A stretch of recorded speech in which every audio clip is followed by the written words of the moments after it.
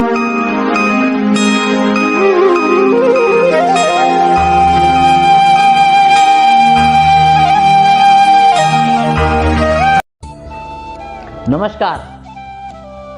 नक्षत्रम ज्योतिष के इस YouTube के कार्यक्रम में एक बार फिर से हम आपके बीच में उपस्थित हैं।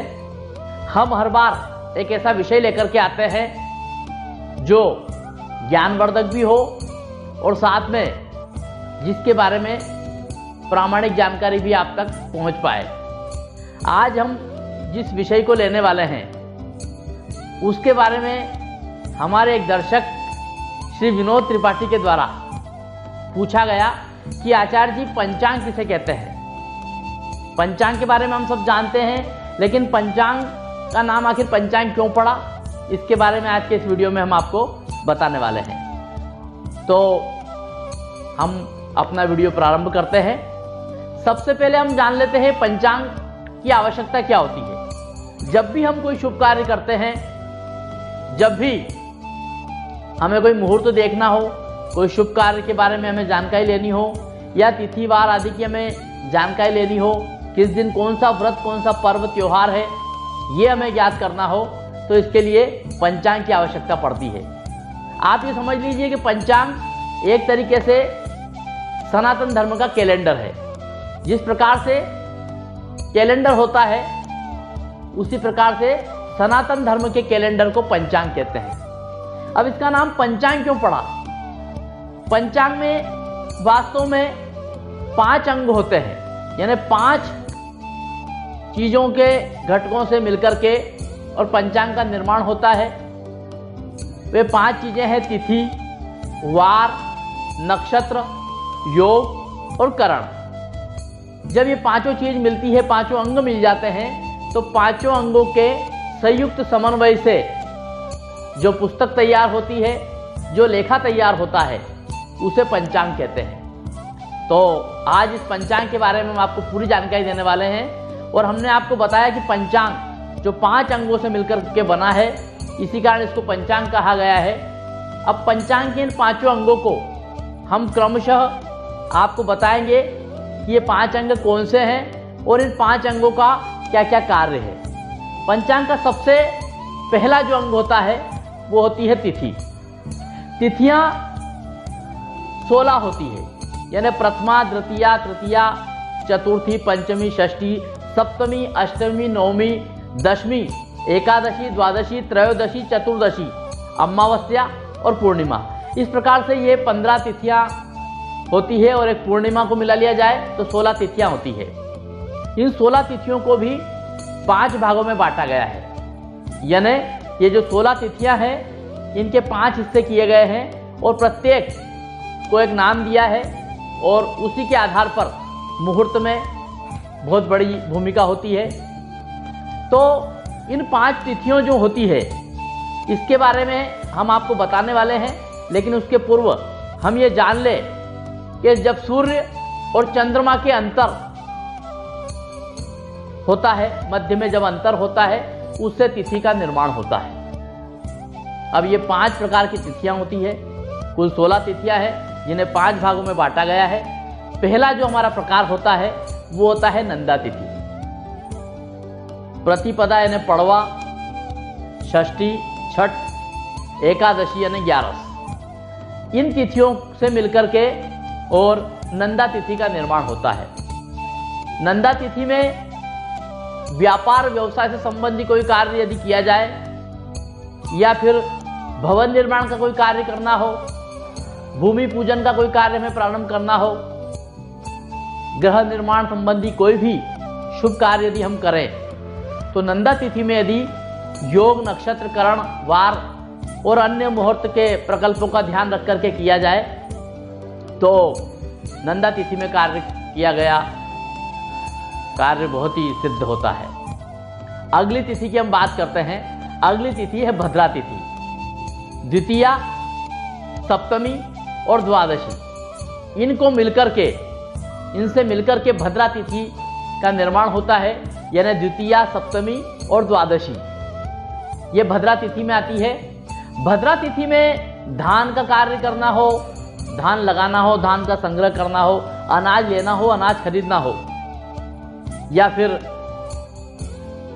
पशुओं का क्रय करना हो, कोई भी पशु हमें खरीदना हो या बेचना हो, या फिर कोई वाहन क्रय करना हो, कोई वाहन खरीदना हो, तो इसके लिए भद्रा तिथि, और भद्रा तिथि बहुत उपयुक्त होती है।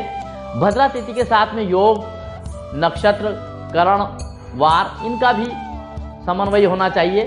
शुभ मुहूर्त हो और साथ में भद्रा तिथि हो और ये कार्य किए जाए। कौन से कार्य? धान, अनाज, पशु, वाहन क्रय करना, ये कार्य यदि किए जाए तो सफलता मिलती है। तीसरी हमारी तिथि होती है जया तिथि। इसमें तृतीया, अष्टमी और त्रयोदशी।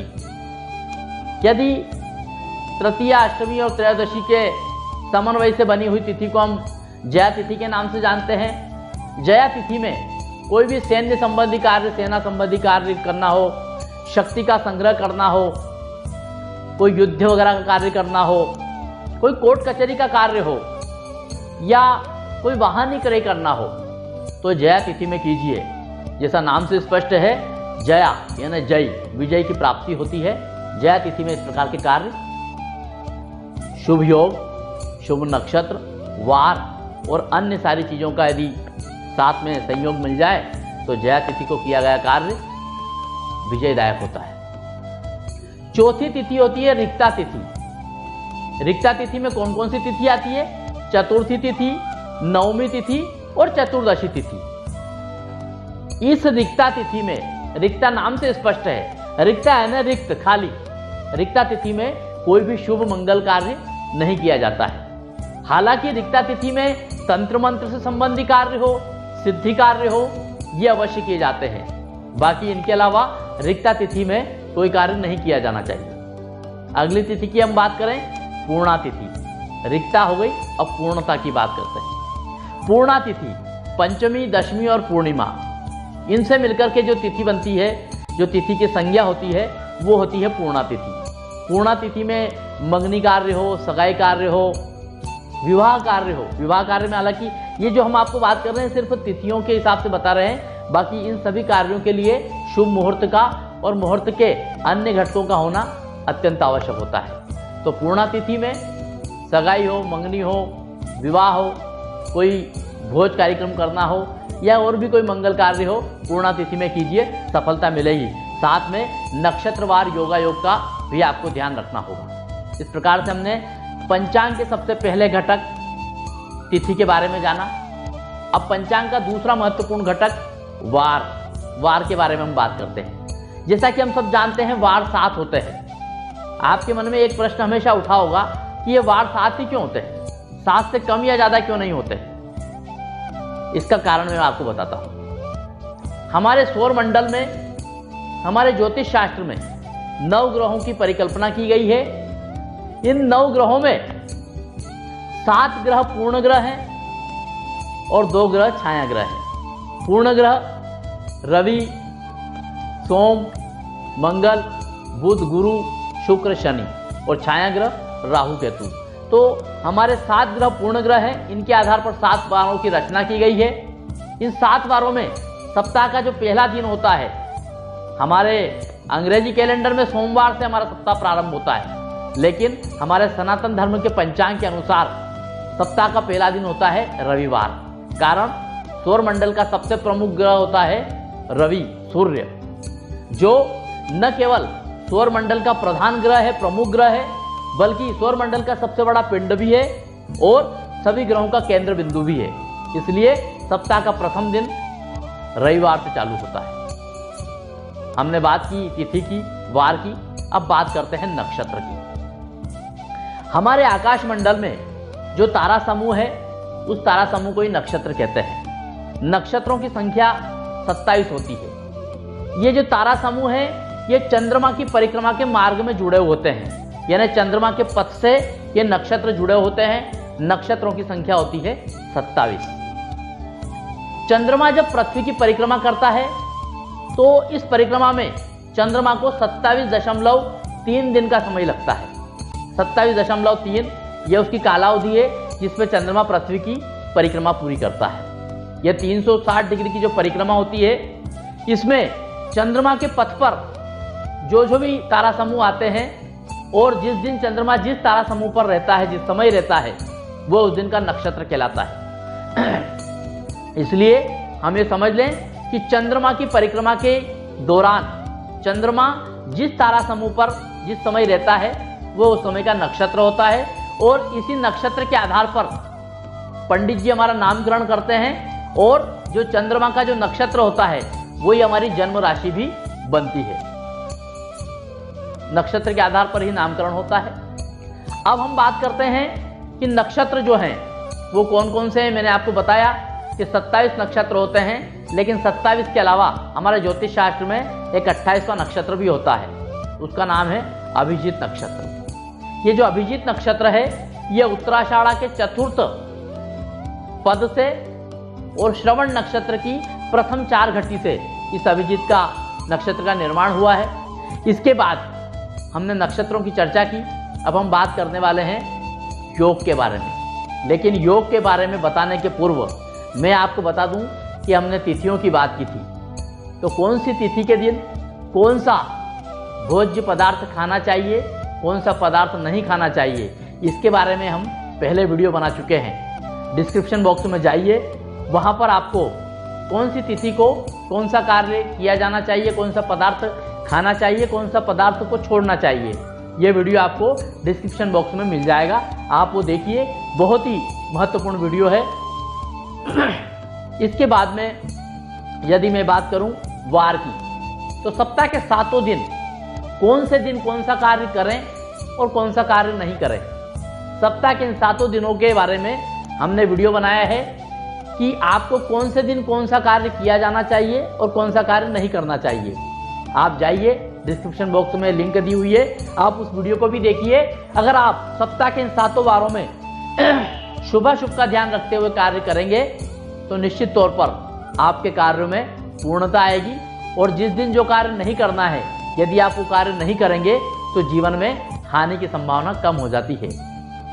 हमने बात की तिथि की, हमने बात की वार की, हमने बात की नक्षत्र की। अब हम पंचांग के चौथे जो घटक होता है योग, उसकी चर्चा कर लेते हैं। योग सूर्य और चंद्रमा में जब 13 से 20 अंश का अंतर रहता है तब एक योग बनता है। यानी सूर्य और चंद्रमा के बीच में जब 13 डिग्री से 20 डिग्री के बीच का जो अंतर बनता है उससे एक योग का निर्माण होता है। योग जो होते हैं वो योग भी 27 होते हैं। इन 27 योगों में से कुछ शुभ योग होते हैं, कुछ मध्यम फलदायी योग होते हैं, कुछ अशुभ फलदायी योग होते हैं। यदि शुभ योग में शुभ तिथि, शुभ वार, शुभ नक्षत्र, करण और शुभ मुहूर्त का संगम हो जाए और शुभ योग में यदि कोई कार्य किया जाए तो उस कार्य के सिद्ध होने के, पूर्ण होने की संभावना अधिक होती है। इसके बाद हम बात करते हैं करण की। किसी भी तिथि के अर्धभाग को करण कहते हैं। यानी जो तिथि होती है उसका जो आधा भाग होता है वो करण कहलाता है। इस प्रकार से एक तिथि में 2 करण होते हैं। कुल करण की यदि संख्या की हम बात करें तो करण की संख्या होती है 11। इसमें से 7 स्थिर करण होते हैं और 4 चर करण होते हैं। इस प्रकार से 11 करण से मिलकर के और एक करण बनता है, करण चक्र पूरा तैयार होता है। इन करणों में भी कुछ शुभ कर्ण होते हैं, कुछ अशुभ कर्ण होते हैं, कुछ मध्यम फलदायी कर्ण होते हैं। कर्ण की बात चली है तो इन कर्णों में एक कर्ण होता है विष्टि कर्ण, जिसे भद्रा के नाम से हम जानते हैं। आपने कई बार सुना होगा कि भद्रा में अमुक कार्य करना